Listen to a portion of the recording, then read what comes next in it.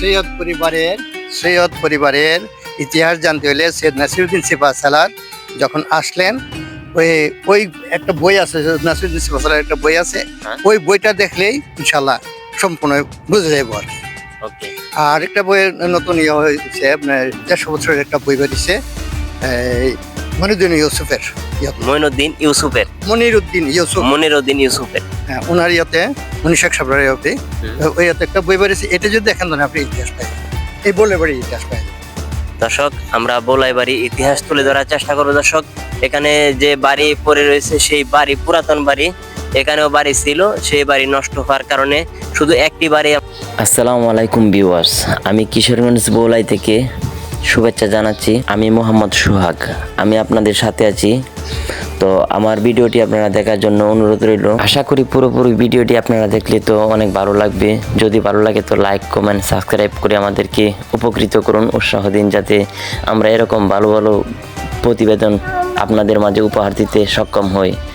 সকলকে ধন্যবাদ আমার ভিডিওটা দেখার জন্য। তো আপনারা দেখতে থাকুন, আমরা অনেক কিছু তুলে ধরার চেষ্টা করব। বৌলাই সাহেব বাড়িটি কিশোরগঞ্জ জেলার করিমগঞ্জ উপজেলার বৌলাই ইউনিয়নে অবস্থিত। চলুন জেনে আসি সেই সাহেব বাড়িটির। এই সাহেব বাড়ি এক গৌরবময় অধ্যায়।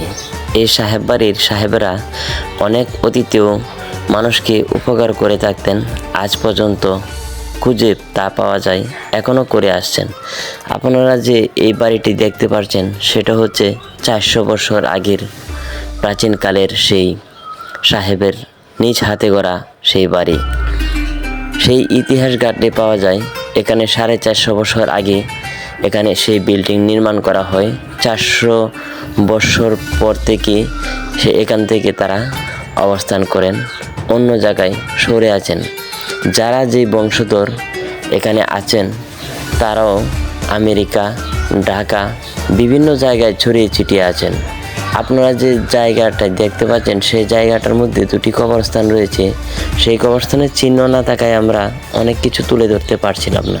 এই জমিদার বাড়ির ইতিহাস পড়ে জানা যায় সাহেব বাড়ির সাহেবেরা মূলত বাগদাদ থেকে আগত আনুমানিক 1625 খ্রিস্টাব্দে বাদশাহ জাহাঙ্গীরের আমলে দিল্লি হয়ে এই সুবে বাংলায় আগমন করেন। 17 শতকের দ্বিতীয় শতকে মোগল সম্রাট জাহাঙ্গীরের আদেশে মোগল নৌবাহিনীর প্রধান হয়ে এই বাংলায় তিনি আগমন করেন।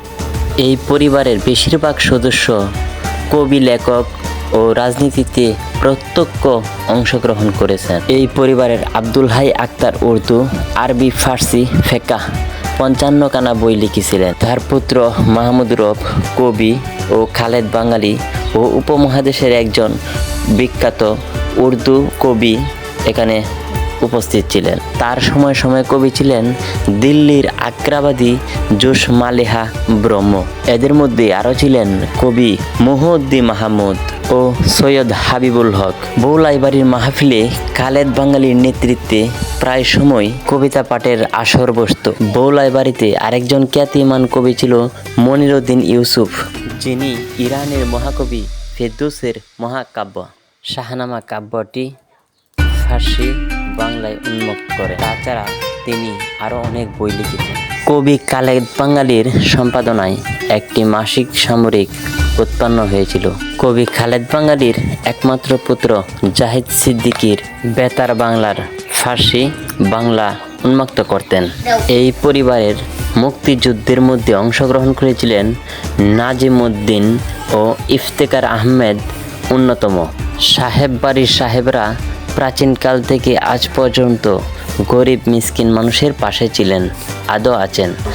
সাহেব বাড়ির সাহেবেরা তথ্য অনুযায়ী শোনা গেল যে এখানে 5 কোটি টাকা বরাদ্দ করেছেন শুধু সামরিক গ্রাম অঞ্চলের মানুষের জন্য সেই স্কুলের উদ্দেশ্যে। তো আপনারা এখানে যে মসজিদটি দেখতে পাচ্ছেন সেই মসজিদ হলো 450 বছর আগের। এটা আবার নতুন করে সংস্কার করা হয়েছে। তো আমরা অনেক কিছু তুলে ধরার চেষ্টা করলাম। আমরা ভিতরে গিয়ে আপনাদেরকে দেখানোর চেষ্টা করব। তো দর্শক, এখানকার যে ইমাম সাহেব আছেন, দীর্ঘদিন যাবৎ ইমাম সাহেব এখানেরই স্থানীয়। আমরা তার কাছ থেকে জানতে পারলাম ওনারা যখন ঢাকা থেকে, আমেরিকা থেকে, বিভিন্ন দেশ থেকে এখানে আসেন এটা পরিচালনা করার জন্য, তখন অন্য অন্য মানুষ, হিন্দু, মুসলিম, বৌদ্ধ, খ্রিস্টান, সকল ধর্মীয় মানুষ তাদের কাছে আসেন। প্রাচীনকালের মতো আদৌ তারা মানুষকে সাহায্য সহযোগিতা করতে সক্ষম। আমার এখানে এসে এই মসজিদ, এই বাড়ি, সাহেবদের সাথে কথাবার্তা বলা আসলে অনেক আনন্দদায়ক, অনেক ভালোই লেগেছে। তো আপনারা যদি কেউ আসেন তাহলে আমি এটার মধ্যে লিঙ্ক দিয়ে দেব। এইটার ভিডিও দেখার পরে আপনারা চাইলে এখানে আসতে পারবেন। আমি সব কিছু ডিটেলস বলে দেব। এখানকার রাস্তাঘাট ও সাহেবের পুরাতন বাড়ি ও পুকুর, বাগ বাগিচা, এখানকার নিরিবিলি হাওয়া আপনাদেরকে আনন্দ দিতে বাধ্য করবে। আর এখানকার মানুষ অত্যন্ত ভদ্র হয়ে থাকে। আপনারা যে কেউ চাইলে এখানে এসে ঘুরে যেতে পারেন। তো দর্শক, আমার ভিডিওটি কেমন লাগলো জানাবেন কমেন্টের মাধ্যমে। ধন্যবাদ সবাইকে।